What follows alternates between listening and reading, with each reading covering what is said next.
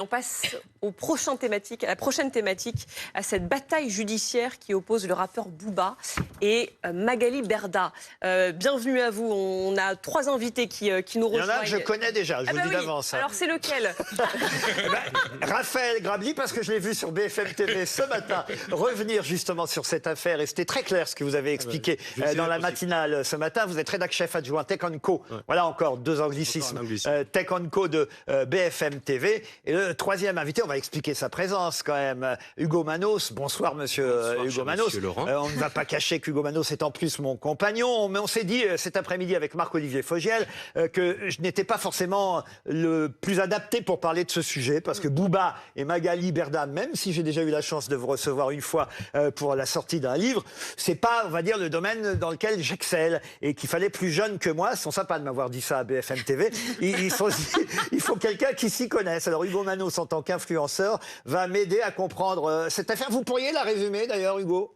Alors, je vous vois, pour information, je ne suis pas influenceur parce que moi je ne fais pas de placement de produits, ou en tout cas très très peu, donc je ne me considère pas comme influenceur. On donne souvent l'appellation influenceur à toute personne qui a pas mal de followers sur les réseaux et qui met un peu en avant sa vie.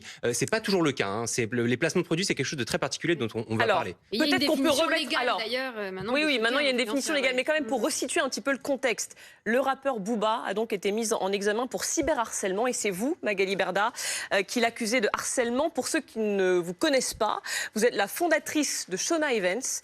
C'est vous, celle qu'on appelle la papesse des influenceurs. Vous mettez en relation les influenceurs avec les marques. Et de l'autre côté, il y a le rappeur Booba qui, lui, se voit comme un lanceur d'alerte face aux pratiques commerciales trompeuses de certains influenceurs. Il est donc mis en examen aujourd'hui, ça a été hier soir d'ailleurs, et placé sous contrôle judiciaire avec interdiction de rentrer en contact avec vous. Ça fait plusieurs fois que vous avez porté plainte contre lui. Est-ce qu'aujourd'hui vous êtes soulagée? Alors oui, je suis soulagée évidemment parce que je vois que ça avance et alors il y a eu quand même aussi, je crois, plus de 30 arrestations en plus. Donc il y a 28 personnes qui vont être jugées au tribunal correctionnel en fin d'année. Et, en plus de Booba. En plus de Booba, tout à fait. Et puis voilà, maintenant, après, c'est vrai que là, il y a ce contrôle judiciaire où je me suis dit, ça y est, enfin, je vais pouvoir retrouver un semblant de vie normale. Et puis, malgré ça, non, il a repris son Twitter hier soir. Et il a reposté un message, peut-être qu'on peut regarder le message qu'il a posté, c'était hier soir, une dizaine ou une quinzaine en rentrant du tribunal. On regarde.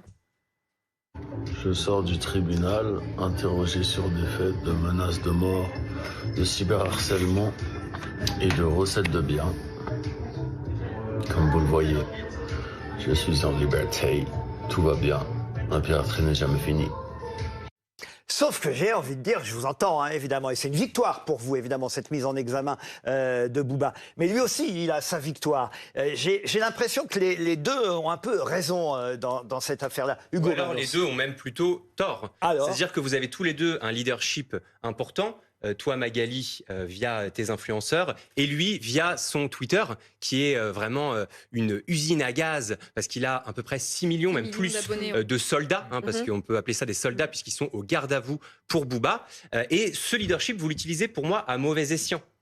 Puisque toi, Magali, c'est pour finalement influencer des jeunes qui sont parfois naïfs et vulnérables sur les réseaux pour vendre des produits qui sont parfois un peu limites. On connaît le dropshipping, enfin voilà, il y a pas mal de sujets. Quel genre de produits? Non, on veut savoir, moi je sais pas. Par exemple, on peut se retrouver à acheter via un influenceur des écouteurs qui valent 4 € sur AliExpress et qui sont vendus soi-disant à 70 € moins je sais pas combien de pourcents, ce qui permet d'avoir un prix à 30 €, mais en fait au bout du compte on se fait avoir. Mais il y a une loi en gros, qui a été votée, si je caricature, c'est ça. Il y a une loi qui a été votée début juin sur la question pour mieux encadrer ce travail des influenceurs. Mais il y a deux volets dans cette histoire qu'il ne faut pas mélanger. Avant ça, il y a eu toute une période prospère où les influenceurs se sont retrouvés à en profiter et à profiter de la naïveté des gens. Produits financiers même. Se retrouver à Dubaï, exilés fiscalement, avec plein d'avantages. Enfin, je pense que ce que dénonce aussi Booba, et finalement plein de gens qui en découvrant ça sont tombés des nues, c'est tout un système qui a prospéré pendant des années. Mais Hugo Manos, pardonnez-moi, il y a 2 volets. Il y a le volet harcèlement qu'il a puni par la loi. Je l'ai déjà dit, c'est pareil à la la maison. Désolé. Une fois que je suis parti, Non, je suis mais parti. c'est intéressant. Mais il est important de rappeler que le harcèlement, c'est puni par la loi. Bien sûr. C'est puni par la loi. Et ensuite, il y a l'autre volet qui est les pratiques sont Et c'est là- commerciales trompeuses. Et c'est là où Booba utilise mal son leadership en encourageant finalement ses followers à harceler. Et ça, on le condamne, mais complètement, parce que le Donc les deux harcèlement- auteurs, on a bien compris, les deux auteurs. Qu'est-ce que vous répondez, Magali Berda? Je pense que vraiment le dossier, et je m'excuse parce que c'est mon dossier et c'est ma vie qui Bien sûr. est aujourd'hui menacée depuis maintenant 16 mois, et la vie de mes enfants aussi et de ma famille. Et on ne peut pas en faire n'importe quoi et en dire n'importe quoi. Mon dossier, c'est pas ça. C'est pas travailler. Je suis désolée, vous dites n'importe quoi. Tu dis, je t'aime, oui, tu le sais, mais là, c'est n'importe quoi parce que le dossier de Booba, si tu regardes, et il y a les interrogatoires apparemment qui sont sortis dans le Parisien ce matin, je sais pas comment ils ont eu, bref. Mais moi, j'ai été attaquée par Booba en mai 2017 et M. Grabli le sait, on en a déjà parlé sur un plateau, pour toute autre chose que les placements de produits. Ça n'a pas commencé comme ça. Donc ça, déjà, c'est pas la vérité. Il m'a pas attaqué sur les placements de produits. Il m'a attaqué sur mon physique, sur mes enfants, sur ma famille, sur toute autre chose. J'ai déposé une plainte pour harcèlement aggravé, menace de mort, qui a été prise en compte par le parquet. Et une enquête a été ouverte à l'OCLCH, qui est l'Office qui lutte contre les génocides, les crimes contre la race humaine. Cette enquête a été ouverte et elle a avancé, elle a très bien avancé. Quand c'est sorti, quand il a su que cette enquête avait été ouverte, 2 mois ou 1 mois et demi après, il y a cette vendetta qui est sortie sur les influenceurs. Il a trouvé cette idée, je ne sais comment, de justifier et de légitimer ces actes qui ont été faits au préalable. Donc déjà, chronologiquement, il n'est pas lanceur d'alerte, il n'a pas dénoncé quelque chose. Il m'a harcelé personnellement. Au final, oui, tout de Non, même. il m'a Au final, harcelé oui. personnellement. Et ensuite, il a trouvé une parade pour justifier ses actes. Ce qui a pris, puisque c'est vrai qu'il y avait un sujet sur les influenceurs bien avant Booba. Il y a toujours eu un sujet là-dessus. J'ai moi-même alerté le ministre Bruno Le Maire par écrit et personnellement en 2021, bien avant. Et vous avez Booba. été entendu en avril par le Sénat. Tout à fait. Au Mais- moment où cette loi a été Exactement. votée. Ce qui est triste, c'est qu'au moment où j'ai alerté, parce que j'étais professionnelle dans ce métier, donc j'ai vu qu'il y avait des failles, et au moment où j'ai alerté les personnes compétentes, on m'a pas écouté et on m'a pas prise au sérieux. Et j'ai alerté plusieurs fois, j'ai envoyé beaucoup de messages. D'ailleurs, ils l'ont reconnu, je crois, un journaliste, qu'à ce moment-là, c'était pas leur priorité. Donc ça, Tu c'est as essayé ça. d'être donneuse d'alerte, en fait. C'est toi la donneuse d'alerte. Je n'ai pas été donneuse d'alerte. Moi, j'ai appelé, j'ai dit voilà, il y a un sujet, parce qu'aujourd'hui, il y a beaucoup de monde dans l'influence. Tout le monde fait un peu tout et n'importe quoi, il n'y a pas de règles.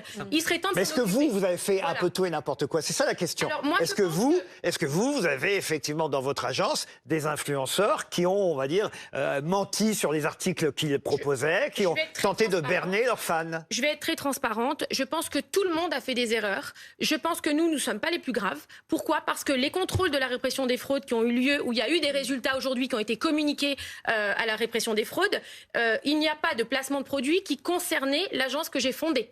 Donc, c'est quand même hallucinant qu'aujourd'hui, j'ai été mise sur un bûcher vivant à brûler, alors que les 60 personnes qui ont été épinglées n'ont pas été épinglées pour un placement de produit qui est sorti de notre agence. Donc, c'est dur pour moi et c'est frustrant parce que j'ai alerté, on a été contrôlés, les influenceurs ont été contrôlés, il y en a qui ont été pas mal épinglés. Et... Mais vous avez participé à la création de ce phénomène des influenceurs. Ok, est-ce que Vous ça avez veut dire- professionnalisé vous avez participé. Non, vous avez le bon mot, professionnalisé. Oui. J'ai toujours demandé à le professionnaliser. Oui. Et vous avez Oui. dit la vérité. C'est-à-dire Oui. que j'ai demandé Oui, mais à mal. être reçu. Qu'est-ce que vous en savez?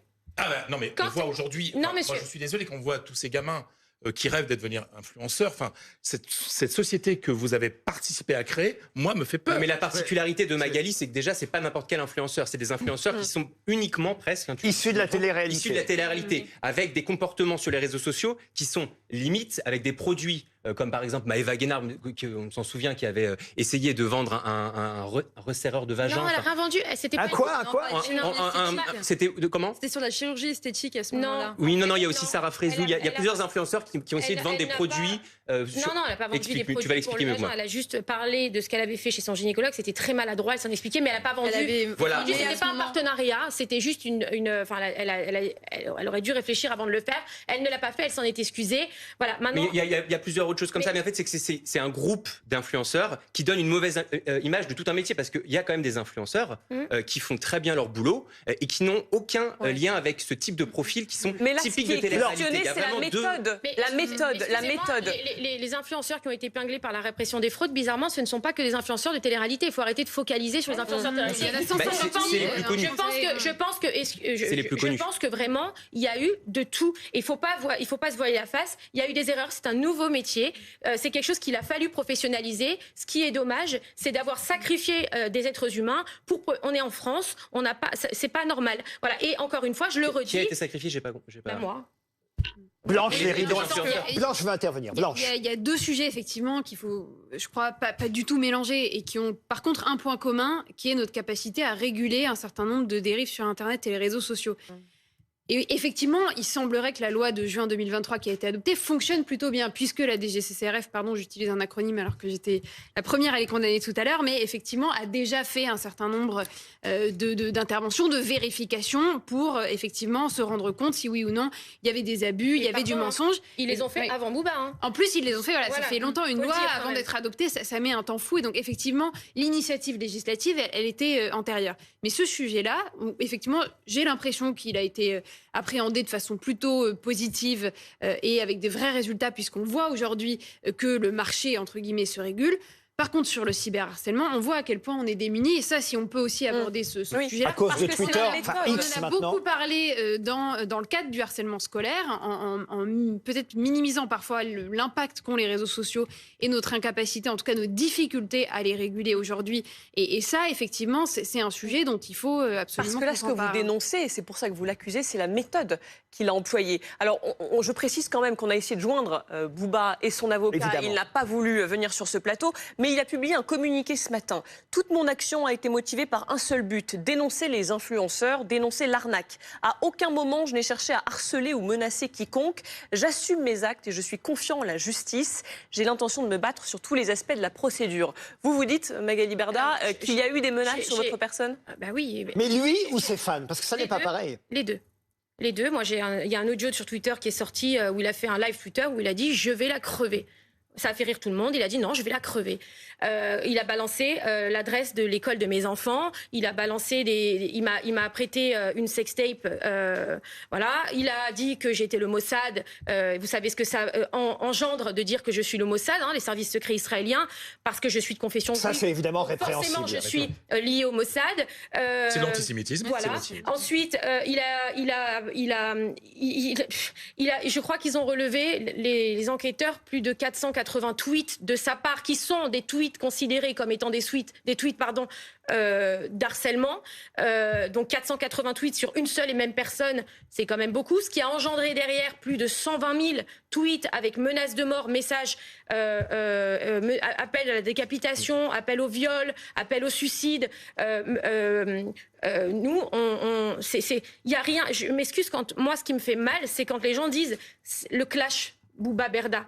Moi, j'ai pas demandé de clash. Moi, j'ai rien demandé, je le connais pas. J'ai jamais vu de ma vie. J'allais vous poser la question. Il y a des antécédents entre vous. Absolument. Parce qu'on se dit, mais comment une guerre comme ça peut se déclarer? Au fond, vous avez tous les deux, au début de cette séquence, je disais, vous avez tous les deux raison. Finalement, on en vient à dire, vous avez peut-être tous les deux tort. Mais il n'y a pas d'antécédents vous concernant. Je ne le connais pas. Et encore une fois, si j'ai un tort, eh bien, il sera réprimandé par la justice, mais il n'a pas à être réprimandé par un rappeur qui habite à l'autre bout du monde et avec qui je n'ai jamais travaillé, qui ne me connaît pas. Rappeur qui vit effectivement à l'autre bout du monde, mais qu'on surnomme le duc de Boulogne. Raphaël Grabli, ici, même sur BFM TV ce matin, vous avez tenté de résumer cette affaire. Est-ce que pour l'instant, on a à peu près dit ce qu'il fallait ?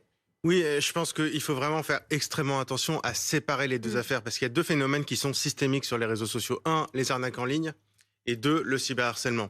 Et dans les deux cas, il y a un point commun, c'est l'inconséquence totale des réseaux sociaux. Parce qu'aujourd'hui, vous parliez des influenceurs qui ont été réprimandés par la DGCCRF.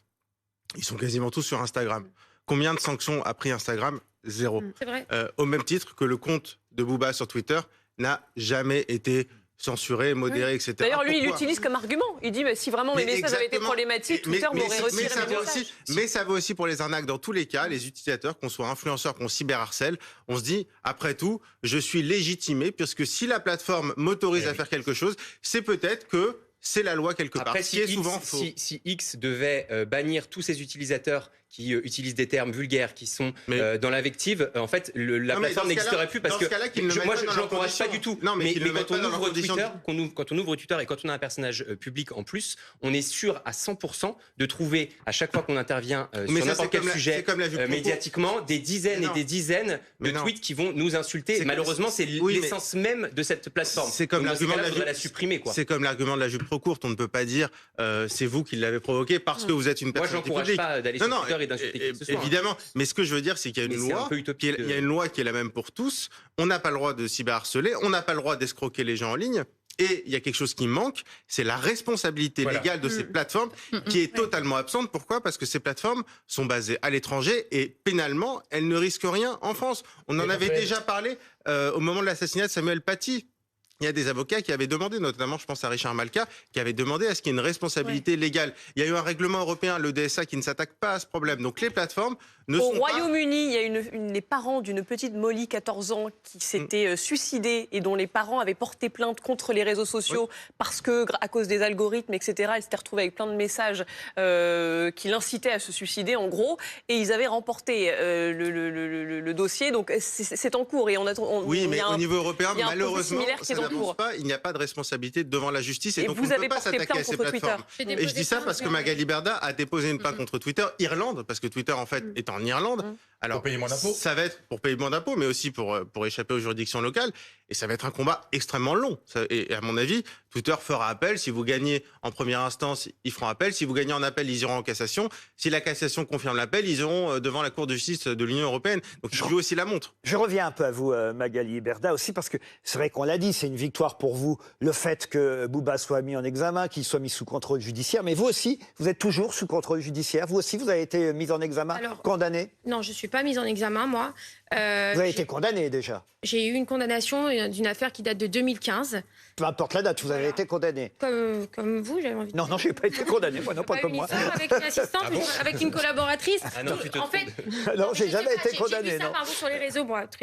C'est Twitter, parfois ça dit des Il ne faut pas croire ce qu'il y a sur les réseaux. J'ai vu ça avec votre ancienne collaboratrice. Quelle ancienne collaboratrice ? Il n'y a pas eu une affaire avec une ancienne collaboratrice. Ah, avec Catherine Barma, vous voulez dire, la productrice Catherine Barma. Oh là là, c'est tout autre. Vous voyez, c'est tout autre chose. Non, mais Et vous avez été placé en garde à vue quand même ces derniers jours pour des suspicions de banqueroute et de blanchiment qui remontent à 2014. Mais c'est pas tout à fait la même chose, voyez. Mais vous savez, ça veut rien dire. Maintenant, j'ai pas encore été condamnée pour ça. Je serai jugée le 18 décembre. Tout à fait, je répondrai. J'ai répondu aux enquêteurs. Moi, je me suis présentée à ma convocation, contrairement à Bouba qui ne s'est pas présenté 3 fois. Mais donc vous êtes bien sous contrôle judiciaire, vous m'avez pas répondu. Bien sûr. Oui, voilà. Match nul. J'ai envie de dire match nul. Non, mais... Il est sous contrôle judiciaire, vous aussi. Alors oui, je suis sous contrôle judiciaire, si ça peut vous faire plaisir de le dire. Non, mais ça me fait pas plaisir. Il faut dire les choses comme elles sont. Mais j'ai pas de problème, je l'ai dit sur mes réseaux sociaux hier, j'ai aucun souci. Moi, j'assume. J'ai été convoquée par la police pour des faits qui remontent à 2014. J'ai répondu à leurs questions. Je suis convoquée devant un juge, je vais me battre et je vais me défendre. Maintenant. Mais lui aussi, vous voyez ce que je veux dire, c'est la justice qui fera son travail. Très bien, mais moi j'ai menacé de mort personne en fait. Et je n'harcèle pas quelqu'un. Ça c'est vrai. Moi, je m'en prends pas à vous, par exemple, pour votre passé ou pour ce que vous avez pu faire. Je m'en prendrai jamais à vous parce que je ne suis pas là pour vous juger et je ne suis pas. Qu'est-ce que j'ai fait dans le passé? Non, mais vous, madame, ou n'importe qui ici, en fait, on ne juge pas on n'a pas à se comporter comme la police quand on n'est pas la police. On n'a pas à se comporter comme un juge quand on n'est pas un juge. Les réseaux sociaux, c'est pas une zone. Il dit Bouba, et c'était dans son communiqué hier, qu'il a voulu dénoncer l'injustice, la lâcheté, la culture du vide et de l'arnaque. S'il a dénoncé des arnaqueurs, après tout, quand même, ça c'est plutôt positif. Ça passe par des menaces de mort. Je ne suis pas poursuivie pour quelconque placement de produits frauduleux, d'accord ? Je n'ai aucune poursuite là-dessus. Donc je ne vois pas pourquoi on s'en prend à moi, premièrement. Et deuxièmement, excusez-moi, mais diffuser l'adresse de l'école de mes enfants... Ça, on est d'accord, mais ça, on l'a dit. Voilà. Ensuite, non, mais on l'a dit, mais on ne le dit pas parce qu'on revient sur une affaire qui me concerne de 2014. Donc en fait, on ne le dit pas parce que moi, je vous assure qu'on ne peut pas aujourd'hui légitimer un cyberharceleur. Il y a des gens qui se suicident. Un cyberharceleur qui va jusqu'à la mort. Voilà. Une affaire de 2014 d'une entreprise... Eh ben, je dois dire que si je dois répondre, je répondrai. Vous assumerez. Voilà, mais complètement. Mais lui aussi, c'est ce qu'il dit, il assumera. Églantine Delalleux, ça vous intéresse, ce sujet? Et moi, c'est ma génération, j'ai 26 ans, donc je vous suis. Mais vous recevez à peu près combien de messages au quotidien? De menaces, de haine? On parlait tout à l'heure de 120 000 à un moment donné, un énorme raid numérique. On a arrêté de compter il y a 3 mois à peu près. On était à plus de 120 ou 100, je sais même plus. Là, ça y est, en fait. Moi, ce que j'aurais aimé... Hier, Booba, même s'il a été hier, entre son TikTok, mis en examen, son Instagram, parce qu'il a réouvert un compte Instagram, et son compte Twitter, il a fait, je crois, entre 10 et 15 posts sur moi, me concernant, alors qu'il sort d'un contrôle judiciaire. Donc, c'est compliqué pour moi, parce que je me dis, c'est quand la fin? Et de ça a découlé encore des menaces de mort, des menaces qu'on a transmises, bien évidemment. Là, cela pose la question, en fait, de la responsabilité des gens qui ont beaucoup de suiveurs, de followers. Ça, bien sûr. C'est-à-dire que c'est une meute. Et en fait, il y a une sorte de délégation de la haine. Oui. Parce qu'une personne aussi puissante, grâce à son nombre de followers comme Booba, peut simplement évoquer quelque chose, ne pas se mettre, lui, dans l'illégalité, mais finalement inciter les gens qui le suivent à se mettre dans l'illégalité. J'essayais de dire que lui n'a peut-être pas commis les mêmes erreurs que l'ont fait ses fans. Les conséquences possibles de ses actes. Mais voilà, pour en revenir un petit peu à la question du harcèlement scolaire, si les adultes prescripteurs donne ce type d'exemple, comment est-ce qu'on peut réussir à résoudre le problème chez des enfants de 8, 12 ou 15 ans? En fait, si nous, les adultes, on n'est pas capable de gérer ces sujets-là... Ça, c'est une bonne remarque. Comment est-ce qu'on peut donner des leçons de conduite et de morale aux enfants? En fait, on ne peut pas, on n'est pas crédible. Et donc, de tout point de vue-là, il ne faut pas le faire. On n'a pas laissé terminer Églantine Delalleux. Je pense que c'est une histoire qui symbolise aujourd'hui notre société, notre génération. On a les influenceurs, les lanceurs d'alerte, on a la justice qui se fait sur les réseaux sociaux. Et donc, quand même... Est-ce que c'est plus calme sur Instagram que sur Twitter? Alors moi, toutes les menaces de mort, quasiment, je les reçois beaucoup sur Instagram en message privé. Parce qu'il était banni, il faut rappeler, il était banni d'Instagram pendant un petit moment. Et il a 6 millions d'abonnés sur Twitter. Et sur Twitter, c'est beaucoup de commentaires, de trucs sales, de montages, de trucs ignobles. Maintenant... j'ai juste envie de dire quelque chose qui me tient à cœur, mais à chaque fois que je vais dans un plateau où je réponds à des questions, parce que c'est important de défendre ma cause, parce que le cyberharcèlement me touche, mais touche énormément de gens, et pour savoir ce que je vous dis, c'est un drame. Pour moi, le cyberharcèlement, c'est criminel. Je vais juste répondre une dernière fois à quelque chose par rapport à une condamnation. Moi, j'ai un casier judiciaire, j'ai eu une condamnation, d'accord? À chaque fois que je vais quelque part, on me parle de cette condamnation, qui est une affaire qui remonte à presque 10 ans. Booba, il a un casier avec je ne sais combien de condamnations dedans. Je crois 4, 5 ou voire 6, d'accord? Et personne n'en parle. Et vous avez raison de ne pas en parler, parce que c'est pas le sujet. Mais moi, à chaque fois que je vais quelque part, on me le met dans la tête. Et c'est pas juste. On n'est pas sur un système d'égalité. Voilà. C'est pas... J'ai des faits qui sont en cours aujourd'hui. Lui, il a des faits qui sont en cours actuellement. Moi, c'est quelque chose qui remonte à il y a longtemps. Et est-ce qu'aujourd'hui, on parle de ça? Est-ce qu'aujourd'hui, vous avez peur? Oui, j'ai peur. J'ai peur. Vous savez pour qui j'ai peur? Pour mes enfants. J'ai peur pour mes enfants. Il a pourtant des enfants, lui aussi. Vous avez essayé d'aller sur ce terrain. Est-ce que vous avez essayé de communiquer? Est-ce que vous avez essayé de communiquer directement avec lui, de vous parler au fond? Un jour, j'ai écrit sur Instagram, je t'en supplie, arrête, mes enfants sont en danger de mort. On n'arrête pas de recevoir des appels de menaces, de décapitation, etc. Je t'en supplie. J'ai supplié un homme, moi, à 40 ans. Vous savez déjà à quel point c'est frustrant de supplier un homme à 40 ans. C'est horrible, en fait. Je le supplie de me foutre la paix. Il a répondu, au plus tu agonises et au plus ça m'excite. Qu'est-ce que vous voulez débattre? J'ai envie de vous dire, quand c'est pareil, à chaque fois on me pose la question, est-ce que tu veux débattre? C'est ça le problème du cyberharcèlement, c'est que c'est virtuel. On ne se rend pas compte des dégâts psychologiques que ça crée, contrairement à une agression physique. C'est toujours. Voilà. Toujours. Donc là... Quand à chaque fois on me dit mais pourquoi tu parles pas avec lui, eh ben je réponds toujours la même chose. Moi j'ai l'impression, et excusez-moi je vais peser mes mots, de me faire massacrer de coups tous les jours du matin au soir. Des coups. J'aurais préféré qu'il m'attrape physiquement une fois pendant 15 minutes, qu'il me mette des coups physiquement et qu'il m'oublie et qu'il me laisse tranquille. Personne ne souhaite ça pour vous. Parce que ça dure 16 mois, ça fait 16 mois toutes les secondes et toutes les minutes. Et est-ce que vous croyez quelqu'un qui s'est fait casser la figure ou agresser sexuellement ou agressé tout court, on lui dit est-ce que tu es d'accord de faire un débat avec ton agresseur? Eh ben non, raison. Parce que ça nous viendrait même pas à l'esprit. Mais dans le cyberharcèlement, on légitime, tout est facile, c'est pas grave. Tu veux débattre? Je pourrais même pas le regarder dans les yeux, je peux pas. Raphaël Gravy. Oui, très rapidement, vous parliez aussi d'autres accusés qui vont passer dans la justice, accusés de cyberharcèlement aux côtés de Booba. Et je pense que c'est important de rappeler ça aussi. C'est contrairement à ce qu'on croit et ce que parfois veulent nous faire croire certains politiques, il n'y a pas d'anonymat sur les réseaux sociaux. On finit par retrouver les gens parce que si les plateformes coopèrent, et maintenant elles le font un peu mieux, quand les autorités demandent à avoir l'adresse IP d'un internaute qui a publié tel ou tel message, en général, l'internaute est identifié. Oui. Et on l'a vu dans votre cas, on l'a vu par exemple dans le cas du cyberharcèlement de Oshi, la chanteuse aussi, il y a eu des condamnations de la prison ferme. Donc je pense qu'il faut rappeler aussi que contrairement à ce qu'on peut penser parfois, il n'y a pas d'anonymat en ligne, on a un pseudonyme, mais on peut être retrouvé. Mais oui, mais il y a un sentiment d'impunité d'ailleurs quand on voit les 28 autres les 28 autres prévenus qui vont être jugés aussi devant le tribunal. Ils ont des profils complètement variés, des hommes et des femmes qui vivent partout en France, qui pour certains n'ont absolument pas de casier judiciaire. D'autres en ont. Bon voilà, mais c'est peut-être des gens qui n'ont pas imaginé l'impact que ça avait. Si je peux me permettre, il me semble, parce que j'ai reçu mes avis à victimes, donc j'ai eu les identités de mes agresseurs.